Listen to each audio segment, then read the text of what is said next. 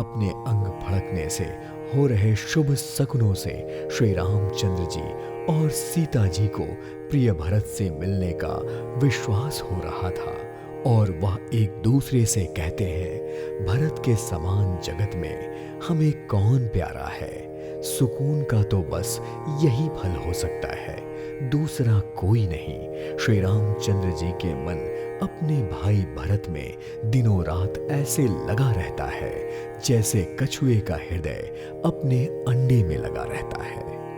और तभी राम के राज्याभिषेक का परम मंगल समाचार सुनकर सारा रानिवास ऐसे हर्षित हो उठा जैसे चंद्रमा को बढ़ते देखकर समुद्र में लहरों का आनंद सुशोभित होता है। सबसे पहले रानिवास में जाकर जिसने यह समाचार सुनाया उसने बहुत से आभूषण और वस्त्र पाए। इस समाचार से रानियों का शरीर प्रेम से पुलकित हो उठा और मन प्रेम में मग्न हो गया। वे सब मंगल कलश सजाने लगी। सुमित्रा जी ने मणियों और रत्नों के बहुत प्रकार के अत्यंत सुंदर और मनोहर चौक बनाए।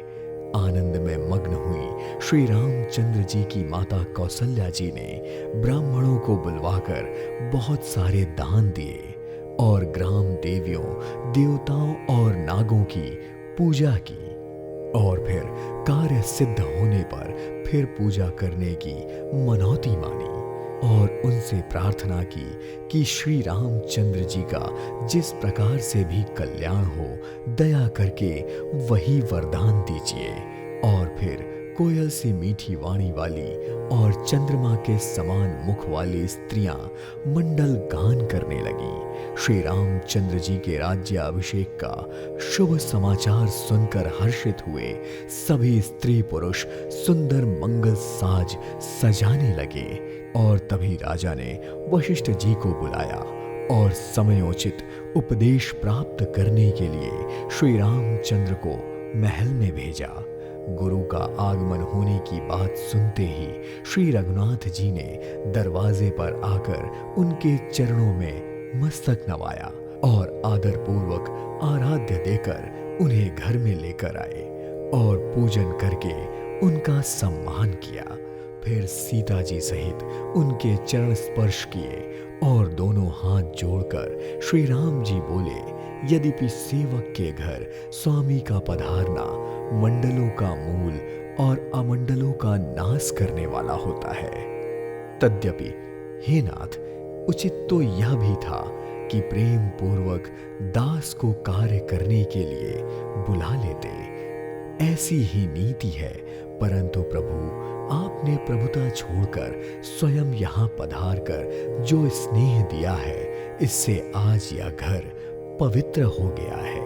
हे गोसाई, आज जो आज्ञा हो सब बताएं तो मैं वही करूं। स्वामी की सेवा में ही सेवक का लाभ है। श्री राम के प्रेम भरे वचनों को सुनकर मुनि वशिष्ठ जी ने श्री रघुनाथ जी की प्रशंसा करते हुए कहा, हे राम, भला आप ऐसा क्यों नहीं कहेंगे?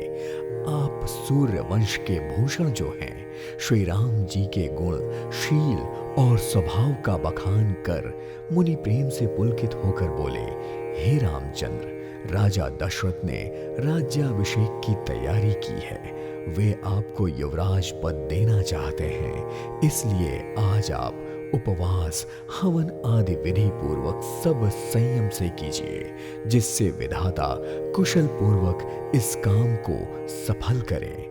और फिर गुरुजी शिक्षा देकर राजा दशरथ जी के पास चले गए। यह सुनकर श्री राम के हृदय में इस बात का बहुत खेद हुआ कि जब हम सब भाई एक ही साथ जन्मे, खाना सोना, लड़प्पन के खेल कूद, कान छेदन, यज्ञोपवीत और विवाह आदि सारे उत्सव सब साथ साथ हुए, पर आज इस निर्मल वंश में यही एक अनुचित बात हो रही है कि सब भाइयों को छोड़कर राज्याभिषेक मेरा हो रहा है।